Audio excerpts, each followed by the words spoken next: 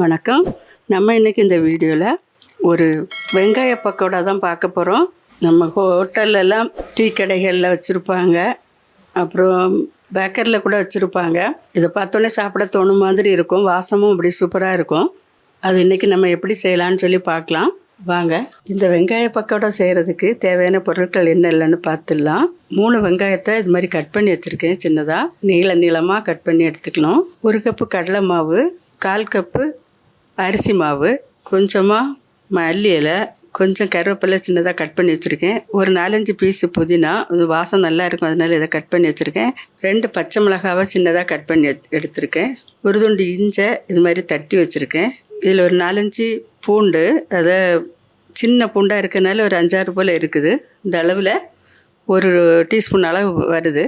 இந்த அளவில் தட்டி இதையும் எடுத்துக்கொள்ளுங்க. பெருஞ்சீரகம் 1 டீஸ்பூன் எடுத்திருக்கேன். 1 டீஸ்பூன் மிளகாத்தூள். இனி எப்படி செய்யலான்னு பார்க்கலாம். இப்போ மிக்ஸ் பண்ணுறதுக்கு ஒரு பவுல் வச்சுருக்கேன். அதில் இந்த வெங்காயத்தை எல்லாம் போட்டுடலாம். இது மீடியம் சைஸில் 3 வெங்காயம். இதை நம்ம நல்லா உதுத்து விட்டுக்கலாம். இது மாதிரி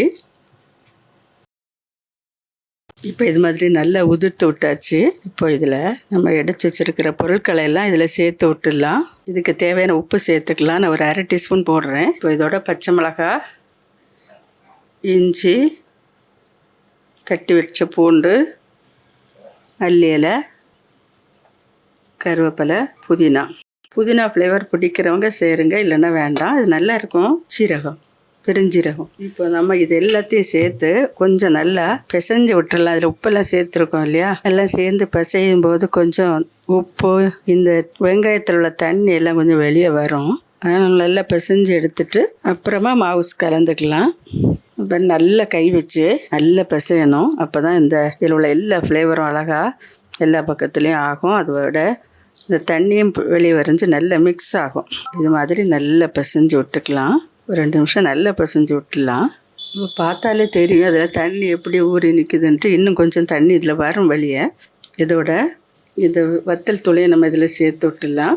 மிளகாத்தூள் இதையும் சேர்த்து நல்லா பிசைஞ்சிடலாம். பிசைஞ்சிட்டு 1 நிமிஷம் நம்ம இதை ஒரு 2 நிமிஷம் மூடி வச்சுருவோம். மூடி வச்சுட்டு அதுக்கு பிறகு எடுத்து நமக்கு அந்த மாவை சேர்த்து மிக்ஸ் பண்ணலாம். சரியா? இதை இது இப்படி இருக்கட்டும். ஒரு 2 நிமிஷம் கழித்து மாவு சேர்த்து மிக்ஸ் பண்ணலாம். இப்போ பாருங்கள், கொஞ்சம் நல்ல தண்ணி விட்டு போய் இருக்குது. இதில் இனி மாவை சேர்த்து கலந்துடலாம்.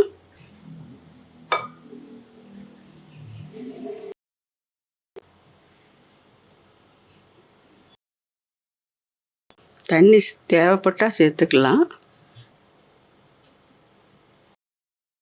இதோட 1/4 கப்பு அரிசி மாவு, கொஞ்சம் முறுமுறுப்பு கிடைக்கும். இப்போ இது கூட ஒரு 2 டேபிள் ஸ்பூன் அளவு சூடான ஆயில் சேர்த்துடலாம். நம்ம பொரிக்க வச்சுருந்த எண்ணெயிலேருந்து ஒரு 2 ஸ்பூன்.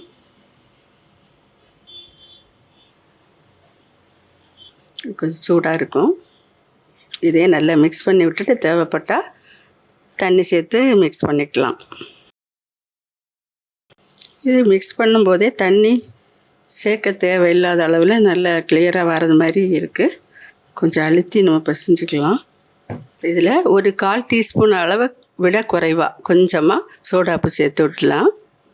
கொஞ்சம் கடைகள் எல்லாம் அப்படி தான் சேர்ப்பாங்க. 1 டேபிள் ஸ்பூன் மைதா மாவு, அதையும் சேர்த்து விட்டு நல்லா மிக்ஸ் பண்ணிக்கலாம். இப்போ நல்லா பிசைஞ்சு இது மாதிரி எடுத்து வச்சுருக்கோம். இது பாருங்கள், இது மாதிரி எடுத்துட்டு இப்படி எண்ணெயில் போடும்போது இப்படி உதுத்து இப்படி போடணும். இதில் தண்ணியே சேர்க்கல. இனி இதை பொரிச்சிடலாம். இப்போ எண்ணெய் காய்ச்சிட்டு இருக்குது. இது மாதிரி எடுத்து போட்டு பார்க்கலாம். அடுப்பு கொஞ்சம் மீடியமான தீயிலே வச்சுக்கலாம்.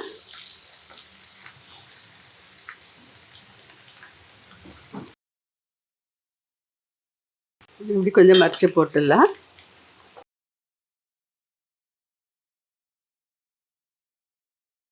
இது டீ கடைகளில் பேக்கரில் எல்லாம் பண்ணி வச்சுருப்பாங்க. அந்த மாடலில் கிடைக்கும். இதை இனி எடுக்க ஆரம்பிச்சிடலாம்.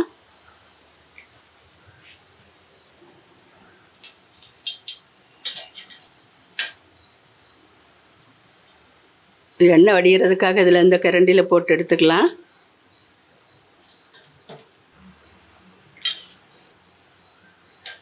பாருங்கள், ரொம்ப சூப்பராக வந்திருக்கு. இனி அடுத்த போட்டுடலாம். அடுப்பாக மீடியமாகவே வச்சுக்கலாம். ரொம்ப குறைச்சும் வைக்காமல் ரொம்ப கூட்டியும் வைக்காமல் வச்சுக்கோங்க. ஒரு நிமிஷம் விட்டுட்டு அப்புறம் நம்ம மாற்றி விடலாம். கடலை மாவு கூட அரிசி மாவும் 1 டேபிள் ஸ்பூன் மைதா மாவும் சேர்த்துருக்கோம். அதனால் கொஞ்சம் நல்ல மொறுமொறுப்பாக சாஃப்டாகவும் இருக்கும், அதோட கொஞ்சம் மொறுமொறுப்பாகவும் இருக்கும். சூடு ஆறின பிறகும் நல்ல மொறுமொறுப்பாகவே இருக்கும். இப்போ இது வந்திருக்கும், நம்ம எடுத்துக்கலாம். இப்போ எடுத்துடலாம்.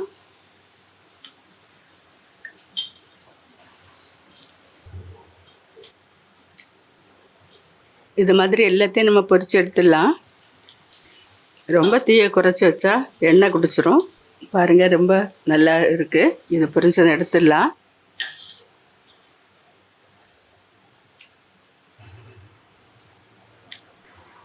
இதே சாம்பார் சாதம் தொட்டுக்கிட எடுக்க நல்லா இருக்கும்.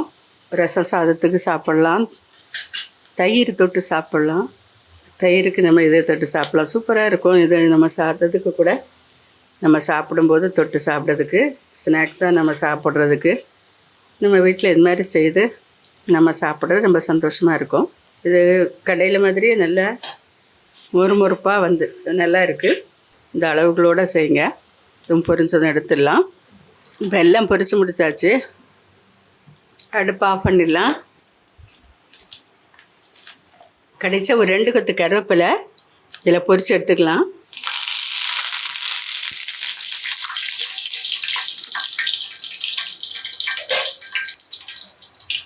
இது மேலே தூவி விட்டுடலாம்.